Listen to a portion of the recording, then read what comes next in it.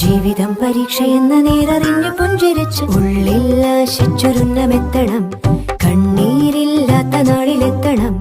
പൂജ്യത്തിൽ നിന്നു മുന്നിലെത്തുവാൻ ഇത്രയും നേരമോ ഇത്രയും ദൂരമോ? ഉള്ളിൽ ആശിച്ചൊരുന്നമെത്തണം. കണ്ണീരില്ലാത്ത നാളിലെത്തണം. പൂജ്യത്തിൽ നിന്നു മുന്നിലെത്തുവാൻ ഇത്രയും നേരമോ ഇത്രയും ദൂരമോ?